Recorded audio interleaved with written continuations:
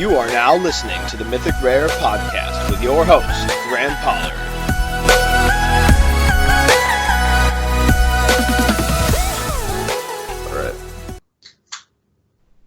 All right, everyone, welcome to a live episode of the Mythic Rare Podcast. We're joined by TheNerdySteve. He's been killing it on Aetherhub tournaments recently, and as a guy that's been dominating the meta, I would say, I think it's good to have you on.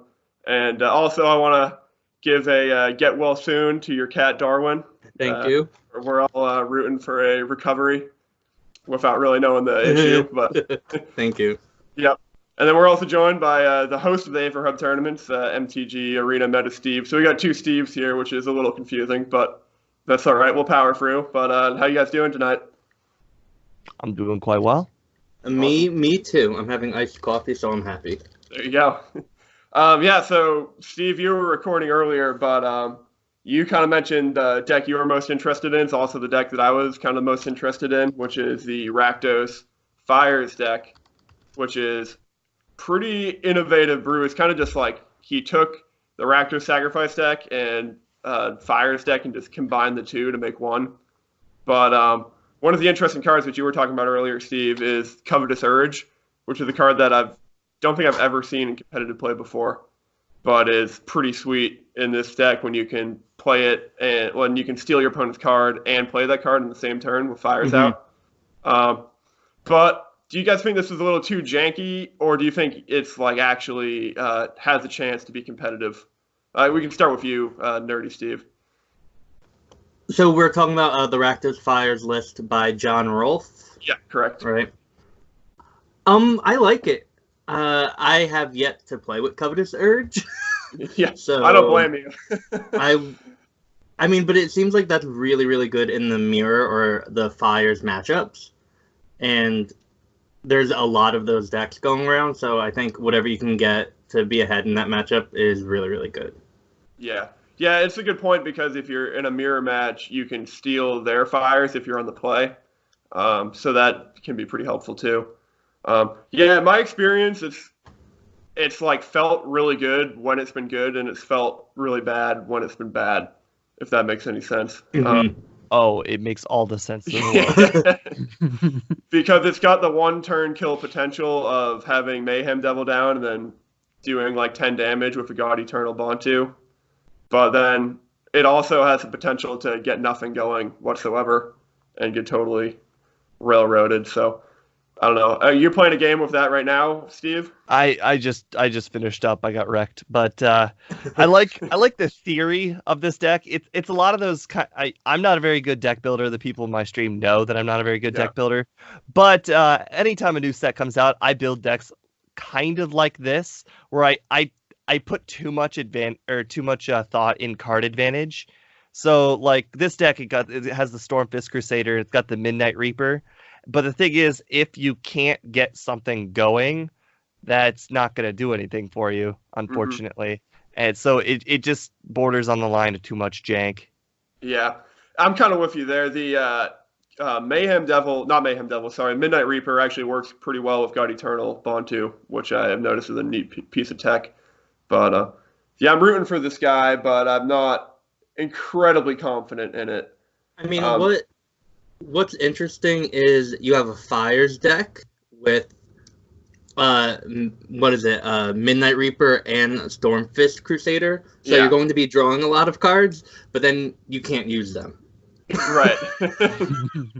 But maybe that's the point because you're going for a Mayhem Reaper combo with God Eternal Bontu. Yeah. So I don't know. I think there's also, you got to note that there's 26 lands in this deck, and the highest card here is 5 mana. So I think there's like a decent emphasis on getting Fires of Invention out at all costs. So it's got the Cavalier Flame to try and burn through more of those cards. Like it's let's get our 5 lands out and try and Cavalier our hand away to get a Fires. Or it puts so much emphasis in Fires. So I got a question for you guys, because someone on your chat mentioned this earlier, and I didn't even figure this when I was playing. So if you have the Cavalier of Flame down, and then you play a God Eternal Bontu, and you sacrifice all your lands and the Cavalier of Flame, will that Cavalier of Flame effect should go into play, right, where it deals damage for all the lands in your graveyard. Yeah, so that is actually pretty nifty if you can pull that off. But that's obviously not the most common situation to be in. I haven't done it yet, but from my understanding, you probably would need to rearrange the order of the effects. Like if you had the Cavalier go off before, like let's say the land sacks, then you would miss the opportunity for the damage. Yeah, I'm not really think sure. If when you cast the Bond 2, and if you sacrifice all your other permanents, that will, once everything is sacrificed, that will then trigger the Cavalier when it dies, and then we'll see all the lands in your graveyard. Okay. Gotcha. Yeah, that is a pretty cool piece of tech. Hopefully we get to see that this weekend. The other kind of interesting Fires deck, though, that I actually think is a little bit better, but I haven't got a chance to play with it yet, so I don't know for sure, is the Jun Fires deck by Elizabeth Rice. This is a very interestingly constructed deck, I think, because all of the creatures in the deck are Gruul, red-green, and then all the spells except for Fires of Invention are Golgari, green-black. So it's kind of an interesting, except for the sideboard, it's a little bit different, but kind of an interesting way to construct the deck. But I like having cards like Biogenic Ooze and Questing Beast and Cavalier Flame all together. I don't even know exactly how those all play out, but I just like that they're included. Just put yourself in this situation. You've gotten 6 mana. It's turn 6. You've gotten your Fires of Invention out already. You put your Cavalier, or you put your Biogenic Ooze out last turn. This turn, you're now playing Cavalier Flame. You spend 4 mana to make another Ooze token. You play your Cavalier Flame, and then you haste it all. Oh, it's just beautiful. Yeah, that's pretty big. I really like this deck too, because I like having Casualties of War in my Fire deck, because Casualties of War, I think, is one of the best cards in a Fires environment. So I really, really like it. Yeah, what do you guys think about that being the highest played non-land card, I believe? I did not see that one coming, but it's good. Sorry about that. I think it went from a sideboard card to a main board card because of how good it's been performing lately. It's fantastic. I'm assuming you've been playing that card because you've been playing Golgari Adventures in the Aetherhub tournament decks. Yeah, and Casualties of War is just good against everything. I've watched NerdySteve. I've watched a few other people when my games are already over. I gotta tell you, that Casualties of War card is wicked good. It fits in anything Golgari. It fits in anything Fires of Invention. Like, you just can't go wrong with it. So what's like the best case situation for it? Do you think you can kill a Fires of Invention, a Witch's Oven in some matchups? Like, what do you think is the best time where you can get the most value out of it? Oh, I've had it 5-for-1 against a Cat Oven deck with Trail of Crumbs and a Vraska out. So you can get a creature, Trail, Oven, land, and a Planeswalker. And that makes me happy. Yeah. Yeah, that is pretty good. Ooh, and I think that card really matches up well with some of these. I don't know how popular they've been of lately. I just kind of saw them recently pop up, but the Jun Sacrifice decks, more specifically the Brian Branduin one, because it's the most consistent one, because it's got 4 of everything. It's just interesting that it's got enchantment, artifact, obviously land, creatures. I mean, it's got literally everything. So I mean, that card specifically just owns this deck. But what I like about Brian's deck is, I don't know how many have 4 Corvold. Yeah, but I was just thinking that. Corvold is, I think, whenever I play against Corvold, I always cry because it's the best card ever. So I think having 4 of him is going to be really, really good. I love any deck that just has 4 of everything. It's easy. Beautiful. Yeah, it's funny because Brian has a podcast that he does, and I could be wrong in this, but I remember 2 weeks ago he was talking about how much he didn't like Corvold, and now he's playing 4 copies of it, so I can tell you how easily your mind can change in this game.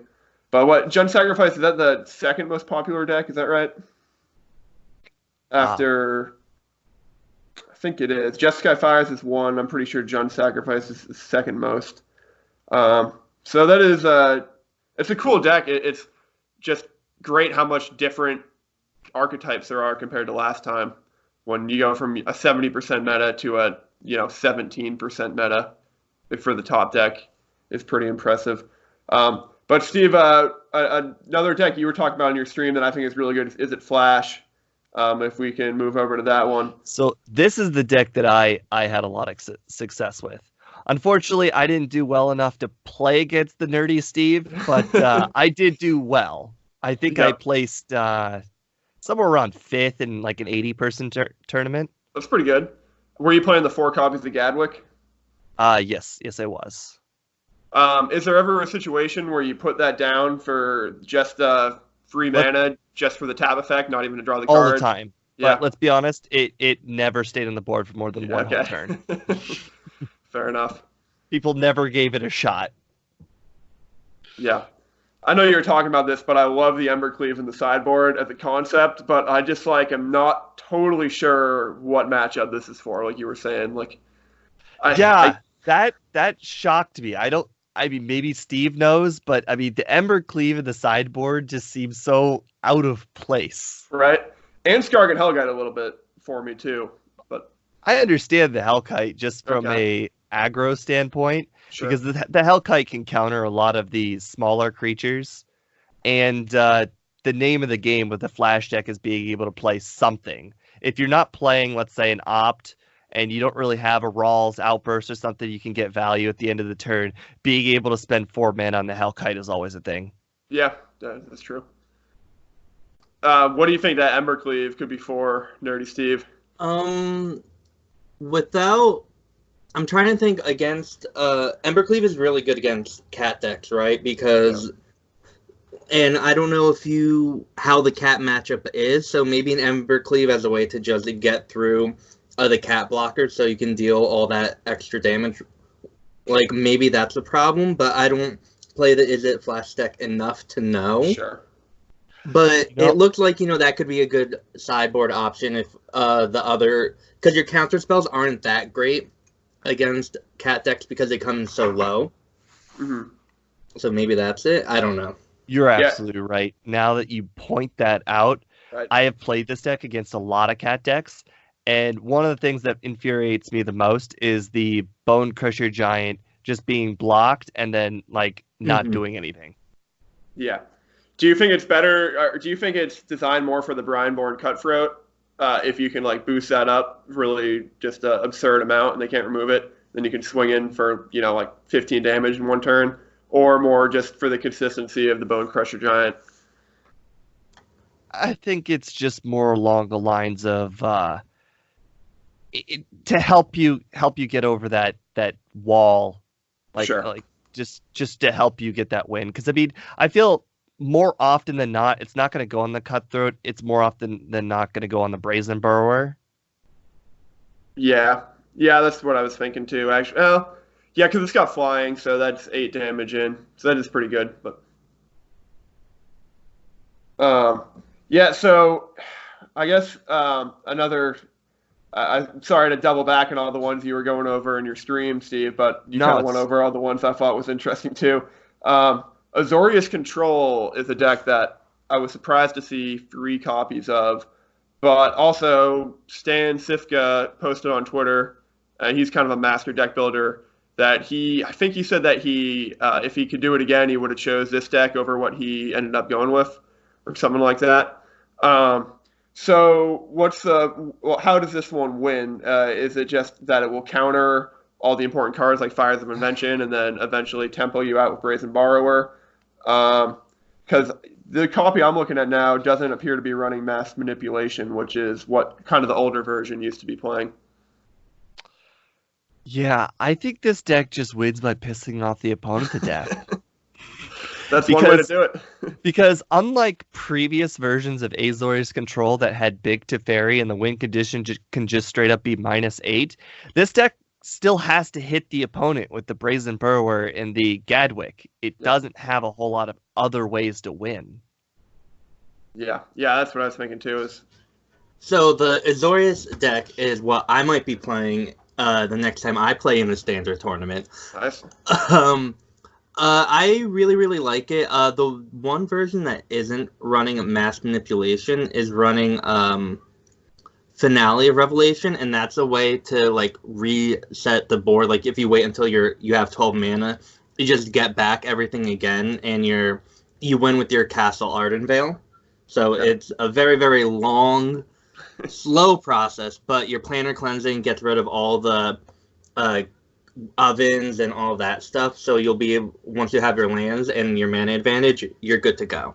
It's just getting to that point is very difficult sometimes. So do you think this is better than the Golgari decks if you're thinking about moving over to it, or do you just want to try something new? I like it because it really fits my playstyle, and I love counter spells at heart because I'm that type of person. But Teferi obviously is a very, very powerful card, right. And he just I just love him. And Brazen Borrower, this deck really, really uses Brazen Borrower to a really, really good advantage because if you miss your counter spells, you can always bounce something and then counter it later, which, a lot of blue-white control decks, once it was on the battlefield, you had to deal with it. But now, like, the early permanents like Witch's Oven and stuff like that isn't that much of a problem, and you don't lose your card advantage because then you have a 3/1 that can kill a Planeswalker at the end of turn. Gotcha. If you had to guess, like, how long a typical best-of-3 game with this deck takes, what would you say? I tend to play very, very quickly, so Okay. I never run out of time. But these games, specifically a mirror, will take literal forever. Yeah. If it's anything like old Dovin's Acuity, it literally could take 50 minutes a game. Yeah, and there's a time limit in this tournament, so we expect some draws maybe with that. I don't know exactly how getting a draw works in terms of advancing to day 2, but I know there was actually a lot of draws in the last tournament, and that was more so because the food mirrors take forever. But if we're going to see them from anyone, I think it'll be this deck. Okay, one person we have to talk about is our guy, Alexander Stayer. He's an Aetherhub guy. He goes by the name of Sorkis, and he actually qualified for the Mythic Championship, which is awesome. He's playing Jeskai Fires, which is kind of obviously the most popular deck. But he tweaked it in a version that's a little bit different from some people, kind of, because he's playing basically 3 copies of every single creature. And he's also playing the Fae of Wishes package with the one of sideboard, basically. And he mentioned in Discord that he was a little uncertain about this deck. But what do you guys think? Did he tweak it right, or do you think kind of the other Fires decks might have got it a little better? Love how this sideboard just has an Ember Cleave, because why not? Yeah, I know. Put that on Sphinx of Foresight, though. Or, well, I guess actually he's got a lot of big creatures in here. But... Only one deck has main deck Ember Cleave. The rest have them in their sideboard. Yeah. What's that, the Gruul aggro deck, I'm guessing? Yeah, I think by autumn. Yeah, okay. But could you imagine dying to a Fae of Wishes with Ember Cleave on it? I don't know if I could live with that. So the weird thing is, this guy went with only 3 copies of Cavalier Flame. The thing about this deck is it relies so heavily on Cavalier Flame, just kind of getting through unblocked and getting a win. So that baffles me a little bit. But I mean, I guess the Sphinx, it definitely works because, I mean, the cool thing about the Jeskai Fires deck with the castle, you can always put a stopper at the beginning of your turn and castle Vantress for an answer because you know the mana is irrelevant. So that's always a thing. And I think the Sphinx helps make it a little bit more consistent. I also like how the Sphinx gives you the Scry 3 at the beginning. And if you... I haven't actually played with it. I assume you're dealt your cards and then obviously you scry right at the start. And I guess then you've got the decision, hey, do I have a Fire's Invention or do I not? And then it's like, if the answer is no, let's just dump all 3. So now instead of looking at 7 cards, I'm looking at 1/6 of my deck. Yeah, exactly. A lot of people are playing 4 of that, actually. Which is something that's changed a lot. Do you guys think 4 would be better than 3, or would it not even matter because it's just a 1 card difference? I know I don't play Jeskai Fires a lot, but I know a lot of people who do, and the Sphinx is really, really important because of your getting fires on 4 is really important. So a lot of them have Sphinx at a higher priority than a lot of other cards because if that's going to be part of your game plan, right, then you want it. But this deck also has 2 main deck Ether Gust, so maybe like that is taking the spot of some of the other cards because they're prioritizing Ether Gust as a preemptive sideboard plan rather than having Sphinx, which might be the way to go. Yeah, I think that's a good point, that he probably anticipated that Fires of Invention was going to be one of the more popular decks, so he got the Aether Gust to kind of deal with an opponent's Fires of Invention. Slows him down for a turn, I guess, which can make a big difference. Would you guys have expected this to be the most popular deck, or were you surprised by that at all? No, I wasn't surprised at all. I think the last, even when Oko wasn't banned, this deck was very popular. And that's when I liked playing it, when Oko was still a thing. And now that Oko's not a thing, I expected this deck to blow up. And it may be the most popular, but I expected it to be more than, 20%. Yeah. It's at 17, close to 18% of the meta right now. But there's actually there's more MPL players playing the Jund Sacrifice deck than this deck, which I thought was kind of interesting. I don't know if that means anything per se, but it's there's a lot more challengers playing Jeskai Fires than the MPLers. I think it means one thing. Since I haven't seen the Sacrifice deck firsthand, and so many people are playing it, that deck is sleeping. People just don't know how good it is. Because the only reason so many people would play one deck is because in their play test, it was really good. So I think we're going to see a lot of good things happen with that deck. Yeah, I agree. A lot of them play test together too. So it's no surprise when, a bunch of guys that know each other end up playing the same deck. However, Brad Nelson and Brian Braunduin, they live in the same house. They usually play the same decks, but they actually went different routes here. Brian Braunduin playing Jund Sacrifice. Brad Nelson is playing this Simic Flash deck that doesn't run Brineborn Cutthroat. Excuse me. So it's kind of like a half Simic Flash, half Simic Ramp deck. And this kind of, I don't think I've run into Simic Ramp being tuned like this when I've been playing. Is this something that you've guys seen, or was this a bit of a surprise? And what are you thinking about it? I haven't seen it, but I like it because I think what is the 2-mana Merfolk Flash one? The Brineborn Cutthroat. Brineborn, yep. I think that, as we kind of brought up before, it kind of gets stumped by the cat decks, right? Because it can be a 2019 and it's never going to deal any damage. Yeah, sure. And maybe this is a concession to, okay, we need to go over the top, so let's not even waste our turn 2 on leaving up that. We can Paradise Druid on turn 2, and then turn 3 we can Ambusher or Mystic or something even more powerful. I like all the different ways the ramp deck were built. I'm looking at them now, and the Andrea Mengucci build kind of reminds me of my elf deck in the fact that it runs the Nisa into Finale of Devastation into End Razor Forerunners combo. Yeah, I always thought that was pretty sweet. Cool and OP. But I didn't actually think somebody would play it in a competitive environment, especially such a high-profile player. Mm-hmm. And then we've got the other list, like Simone Rucutto is just running the casual list you would expect people to run. But it's also running the quasi-duplicate, which I honestly thought quasi-duplicate was kind of memey. But seeing people run quasi-duplicate into Agent of Treachery has kind of changed my mind a bit when it comes to that. Yeah, it makes a believer out of you when that happens. And then the last ramp deck kind of goes back to what we mentioned earlier about just how good Casualties of War is. So they're running black to run Casualties of War and Massacre Girl. Which deck are you talking about right now, Steve? Sultai ramp. Oh, okay. I actually don't think I've checked that one out yet.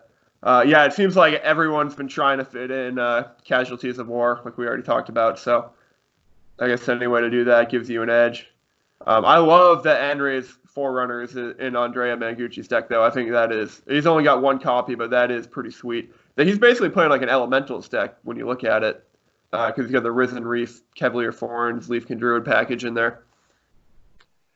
Yeah, well, the Leafkin Druids can definitely ramp you up to the finale of Devastation quite well. Yeah, definitely. And then Nissa, too, to get you there. 28 lands, though. I've noticed a lot of people are, I don't want to say overdoing it on lands, but I think that's a concession to them knowing that not much aggro is going to be in here. Because like that Rakdos one you were talking about, running 26 lands, that didn't really totally seem necessary. But maybe when you know you're not going to be facing much aggro, you can afford to play it safer with that. I'm not sure. Oh, I absolutely agree. If you take a quick scan at all the lists, not much of it just beats you in the face on turn 1, 2, 3. Right. That Esper deck runs 27 lands too, which is like, that deck isn't really even trying to ramp it too much. So like 27 lands on that one seems like a lot to me. And we were talking about that earlier. There's a lot of one-offs in there. It doesn't really have an identity. But he is the only person playing Esper, so maybe he knows something we don't. I don't know. I like that Esper list. The only problem is it just doesn't have an identity, in my opinion. There's just too many one-ofs. It feels like this guy is trying to prove something, or just trying to test something. But I mean, something appears to be here. I just don't know what. Yeah. 27 lands when the highest mana cost is Bolas' Citadel. And then Bolas' Citadel, once you play that, you don't even really need lands. I don't totally understand the thought process. That's another thing. I hate having extra land in a deck that helps you go from the top.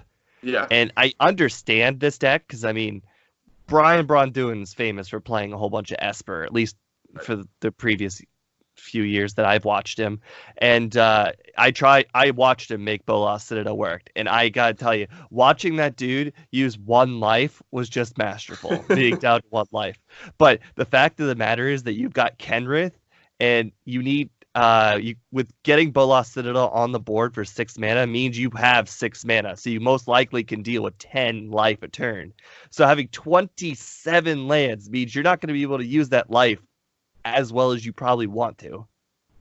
Right. Yeah, I totally agree with you there. I don't know, NerdySteve, you think is there someone we're missing here in this deck? Well, in general, I actually think a lot of people tend to not play enough lands in their deck. Okay.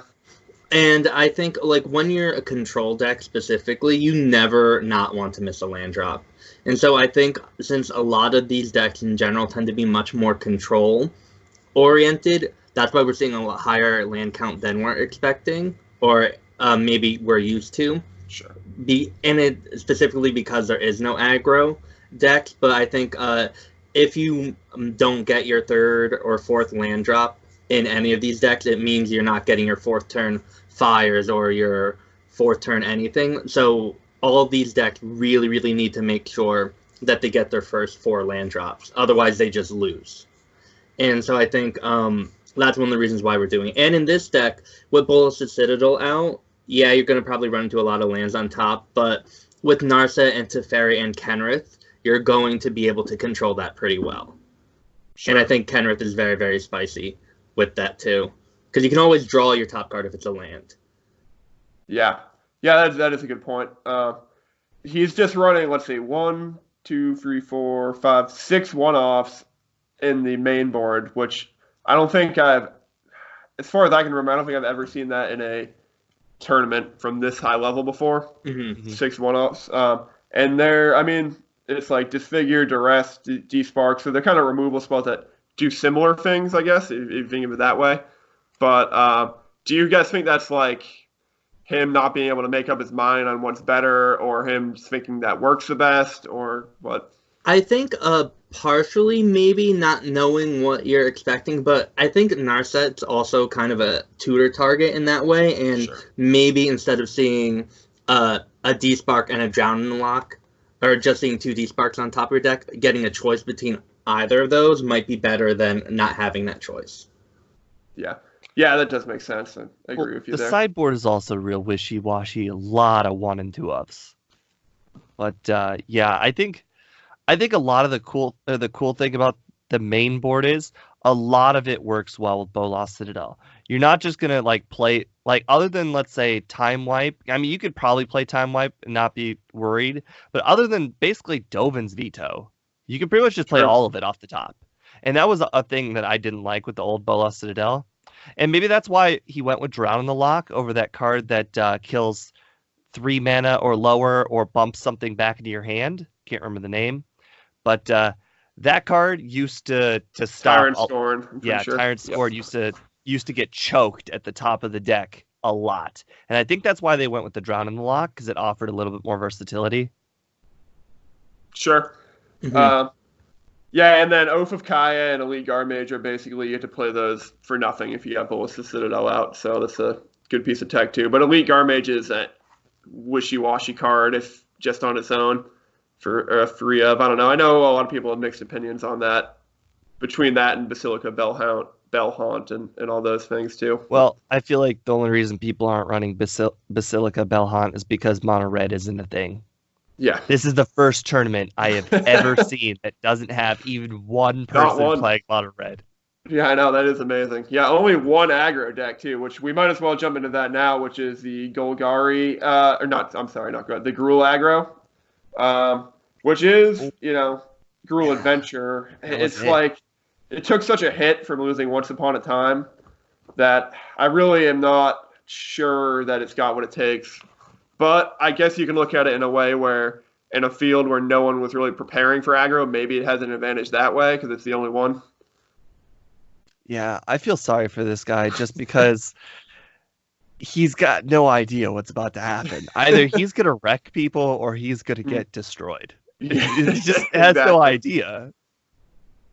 Yeah, exactly. And Cindervines is actually a pretty nice card against Fires of Invention in the sideboard.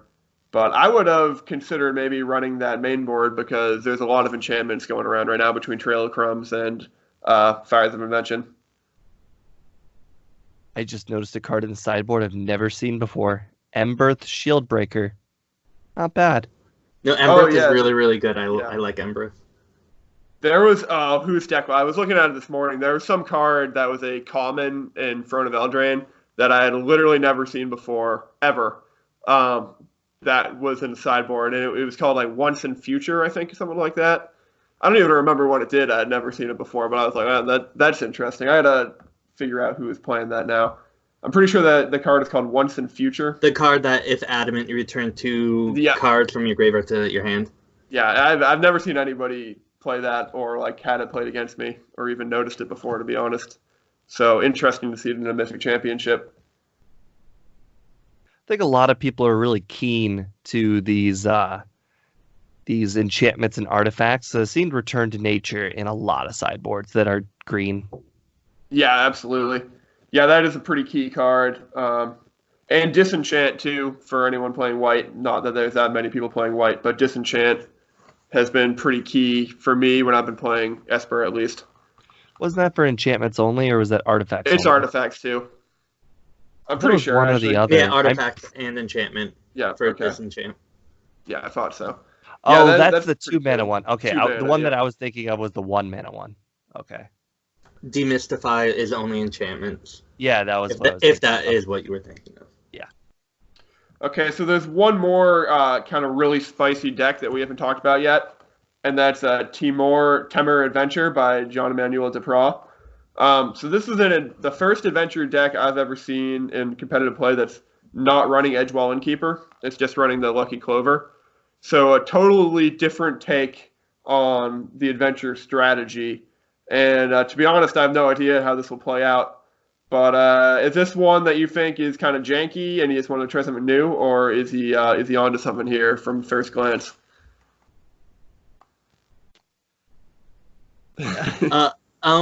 It can work.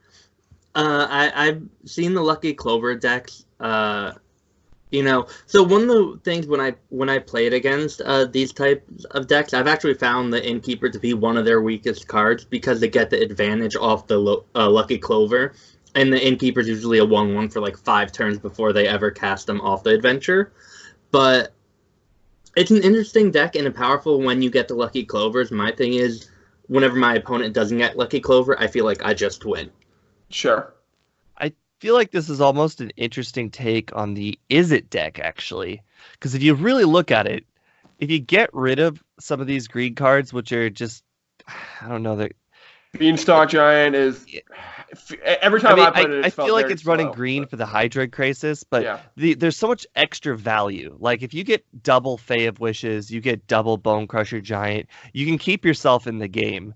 And then you just kind of wreck face once you get to your Beanstalk Giant and your Hydroid Crisis. I think the only card that I don't like in this deck is the Escape for Wilds. And the main board, Return to Nature, seems weird to me. But obviously this guy must have did plenty of testing, otherwise he wouldn't have done that. Yeah, John Emmanuel DePraz in the MPL2, and he was in the finals in the last arena tournament, so he's a good player. I actually don't dislike the main deck Return to Nature that much, to be honest. I think there's a lot of targets for it. Because I kind of feel like most games, if you have it in your sideboard, you will be sideboarding it in, just based on the percentages. So It doesn't seem like the worst metagame call to me, but... I guess you're right. I mean, the exile target card from a graveyard is almost always relevant. Sure. Yeah, because that actually does work for... sorry, NerdySteve, but that you can exile the cat, too, if for some reason you don't want to destroy the oven. Maybe they have 2 ovens out.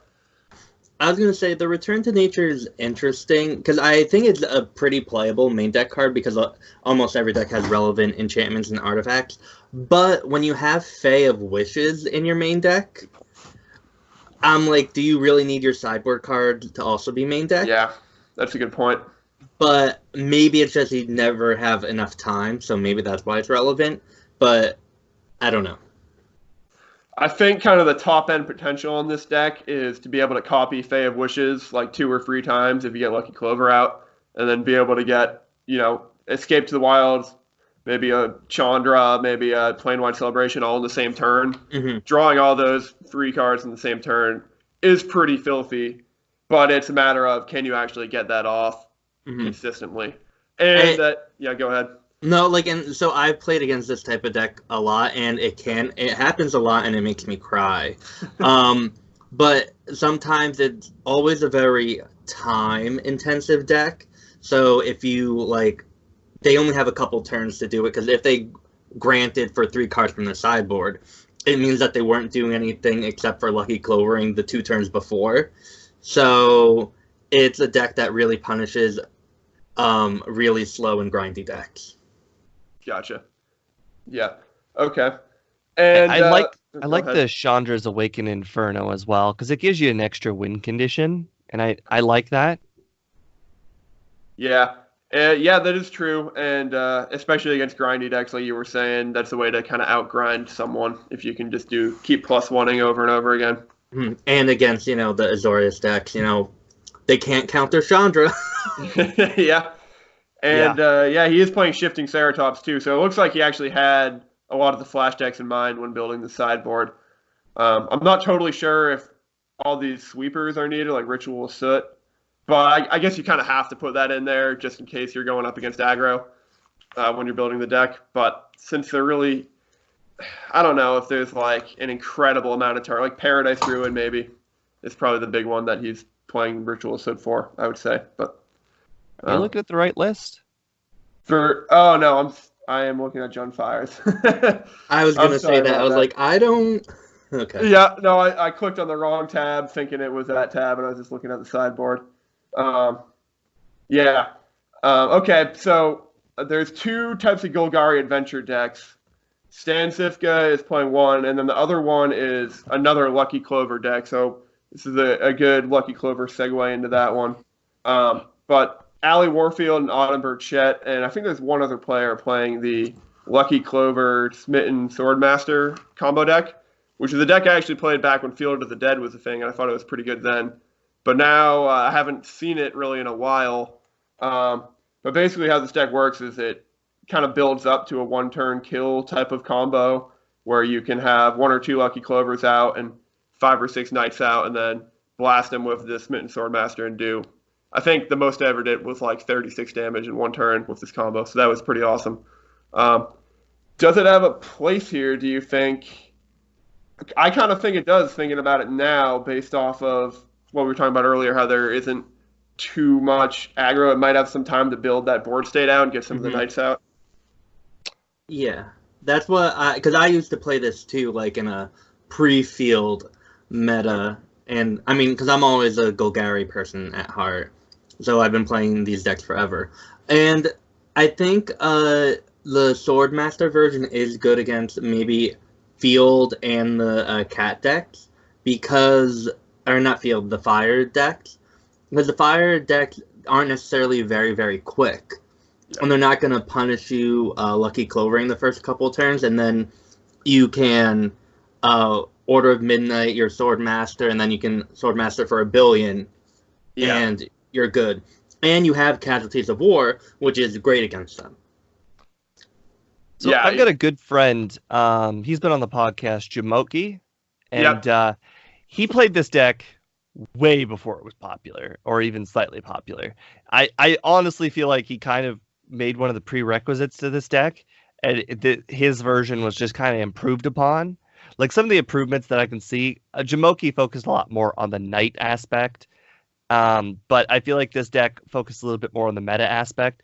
Jamoki's deck doesn't really have the Casualties of War, and it doesn't have the Lovestruck Beast, but those 2 cards are so valuable to this deck on their own that I absolutely see why they're in this list. Yeah. I feel bad now, Steve. I've pronounced his name Jamoke this whole time, and he never corrected me. He's never corrected me, too, and I talk to him all the time. So it's either or. He doesn't care. That's good to know. But yeah, I actually, he got me into this deck, too. He was playing it with Karn for a little bit, and I thought that was pretty interesting inclusion, because that actually aged pretty well, because Karn shuts down Witch's Oven, if you wanted to go that far. And he was playing it with the only 3 copies of Lucky Clover, and then you could get the 4th one from the sideboard with Karn. So that was pretty interesting, and I had a lot of fun playing that deck. But the like you were saying, adding copies like Lovestruck Beast does make a ton of sense here. So I like it. This is one of the decks I'm rooting for, actually. Probably my top 3 that I'm rooting for. Lovestruck Beast, that card just bothers me. It annoys the crap out of me because it can block. And the 4/4 haste dude with Death Touch, like, it feels so bad just getting that card on the board, that having to trade with a Lovestruck Beast that isn't even able to attack. Yep. Oh, poor questing beast. Yeah. Okay, so there's one kind of big deck we haven't talked about yet, and that's the kind of the not Swordmaster Golgari adventure deck. I'm looking at Chris Kavartek's list right now. So kind of the strategy I'm seeing with this one is, obviously, you have your card engine with Edgewall Innkeeper and all the adventure cards. But then he also has Rotting Registor and Vivian Arkbow Ranger in here, and the Great Henge. And these are cards that just didn't work when Oko was a thing, that work now. Not Vivian, but the other 2, the Rotting Registor and the Great Henge. So now they've been enabled again, and that can be a pretty solid combo, getting Rotting Registor with Trample down on it. This was probably the deck I think is, I actually am probably going to predict to win it, just because I thought this deck has always been in the picture, and it was not quite as good as Oko, but at least it was competitive against Oko in some ways, and now that Oko's out of there, it feels like, to me, it should be in a good place to kind of take off. And it's also one of the more popular decks out there. But what do you guys think? It's kind of a tried and tested strategy now that's been tweaked a little bit since Oko's gone. If there's anything I've learned from running my own tournaments and basically just watching the NerdySteve play, never, ever count yourself out when you got a Great Henge. Yeah. You top deck even that Paradise Druid right there, you will come back. Yeah. I've seen the Nerdy Steve have one card in hand with like no cards on board, but boy, does he have a great hedge, and he manages to come back when the opponent's got like 10 card advantage. Yeah. Yeah. So you're an expert on this one. Then, Oh yeah, I love the Great Henge. I like this deck a lot. I think Vivian's really, really good against other, again, the cat sacrifice decks and stuff like that, because she just gives your stuff trample and then you don't have to worry about anything. And she's also really good here against specific fire builds too, because with Questing Beast and Rotting Regisaur, your stuff is always going to be a threat and could almost always kill your opponents like Cavaliers or Kenrith that they leave back. So I think this is really, really good. And again, as Steve said, the Great Henge is a really, really good card here. And I don't think, and once you get this out, and because you have Questing Beast and Lovestruck Beast and Rotting Regisaur, it's always going to be very, very cheap. Yeah. So that's going to be really, really good. Yeah, great point there. Because with Rotting Regisaur, it's only 2 green mana to get the Henge out, and that's pretty insane. Just paying 2 mana for that card.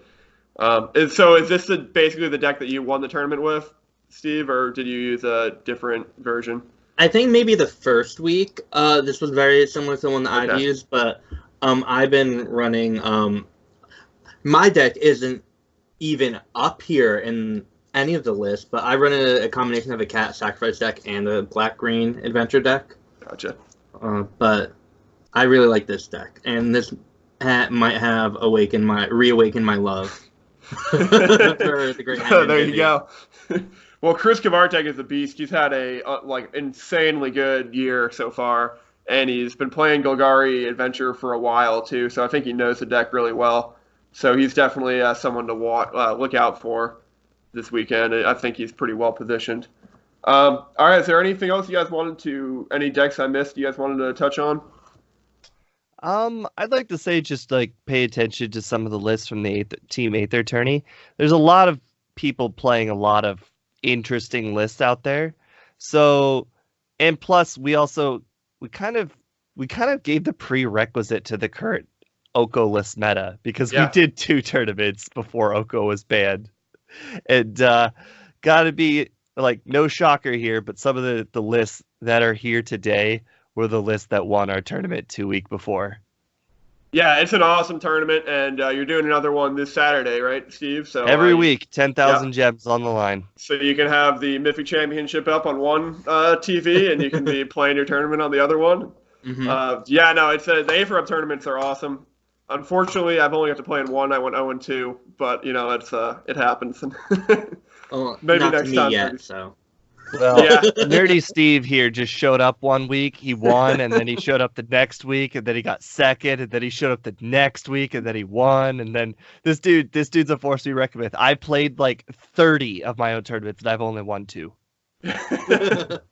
Yeah, the deck I was playing is not even close to being up on this list either. I was playing a version of Esper Stacks. I guess Esper Stacks just isn't good enough to make it. Now we know. Since it came out. Yeah, I was playing it with Mythic Reborn, which I thought was a pretty cool piece of tech in there. But it's worked a lot for me on ladder. It's the farthest I've ever climbed, but I unfortunately just got steamrolled in the tournament. But that's all right. I'll have my comeuppance one weekend. Every week I decide to go either serious or not serious. Yeah.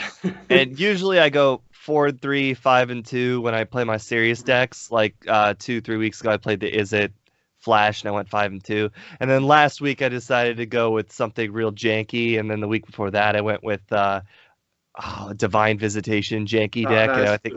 And I think in the last 2 weeks I've got a combined 2 wins if you don't count buys. So but one of these days you're going to win it all with one of those, and you're going to feel incredible. No, I have faith. They're Jake for a reason. The consistency is just not there. I actually just realized we forgot to mention the 5-color Niv Mizzet Fire stacks in this tournament, though. I was actually going to bring up, when you talked about interesting ones, I was like, there's actually a deck that makes me feel stuff. And it's the Niv Mizzet 5-color Fires one. I don't know yeah. what it makes me feel. I love the balls on this person. Me too. I mean, playing Niv Mizzet in the modern meta is absolutely insane. They're Yes. both totally different. The two, because Ken Yukihiro is known for doing wild stuff, but the two that are submitted are significantly different strategies, considering. Right? I think so. I can't even comprehend them. Yeah. Yeah, I think you were mentioning this on your stream, Steve. I really do not understand the Tulsimir in the sideboard. I guess that was in case Mono Red was a thing. But other than that, I'm all in on this deck. 4 copies of Casualties of War, too. Yeah. Which you can find with Niv Mizzet. Yeah, I'm a big fan of Niv Mizzet. I got 4 decks that I do for my viewer duels on Monday, and all of them are just great because you played everything in your hand, then you drop your Niv Mizzet, then you fill your hand again. I think my version is just like, or all 4 of mine are a little bit more ridiculous because I've got a whole bunch of one-ofs that are covering the 2-color combos a little bit more. So every time I drop Niv Mizzet, I'm guaranteed to draw like 5-6 cards. Yeah, that's pretty insane. You should try my Esper Stacks list. I'll send it over to you because you don't even need to run green-red mana because Guild Globe and Golden Egg basically enable Niv Mizzet to be played. And then you can usually draw your Dance of the Mance or Doom Foretold with it. So it's pretty good. It's a blast to play, too. But yeah, Ken Yukihiro is always coming up with something crazy, and I love that about him. So he nailed it last time with the Rotting Regisaur Embercleave deck, the Knights deck, and hopefully he'll nail it this time. You never know. Do you guys want to give some predictions before we wrap this up? I think I'm just going to have to go with one of the Jund sacrifice lists. And I think it's probably going to be the Brian Braunduin list. Okay. Yeah, he's a great player. He's actually probably, I don't know if I should say this in case it doesn't happen, but I think he's coming on the podcast next week. So that'll be a pretty cool interview to get him, especially if he wins. Oh, I think he'll probably get second. I think one of these lists out here is going to shock everybody. I just don't know what it is. But I don't think it's going to be Jeskai Fires. I think people have had too much practice against that deck. I think it's going to be one of these one-ofs. People are, because these one-off decks, it's got the shock factor to it, so people aren't as prepared for them. And plus, the one-ofs, I'm sure, are great, that you got really good people playing them. So they've practiced against all these other decks. Well, they haven't practiced against the one-of deck. That's true. I'll send this one over to you, NerdySteve, before I give mine. I think I was really surprised by the Simic ramp decks, and I wasn't surprised if Andrea Mengucci wins. I think it's pretty well positioned, and I think it is new enough where people need to. I mean, it can potentially get like a 3rd turn Nissa, and any deck that can do that, I just am jealous of. So yeah, and he's also been one of these guys that's had a great 2019. He's been killing it recently and nailing his deck choices too.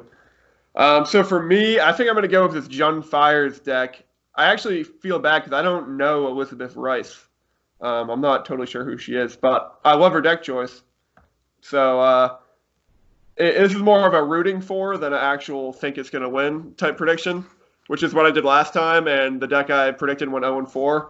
But we're going to change it this time, Elizabeth. I'm rooting for you, and I have faith. Bring home this bacon. The only reason why I think this list is not going to win is just because Clarion kills all the biogenic ooze before they become a thing.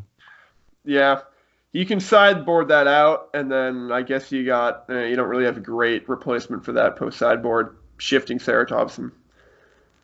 No, I guess you probably have a different plan for Fires of Invention. So Return to Nature is one that comes to mind. Yeah, I just think it's a really cool deck, and I'm looking forward to making it right after we wrap up here. But yeah, this was a fun time, guys. Make sure to check out these Aetherhub tournaments coming up this weekend and every single weekend. Anything you guys want to say before signing off?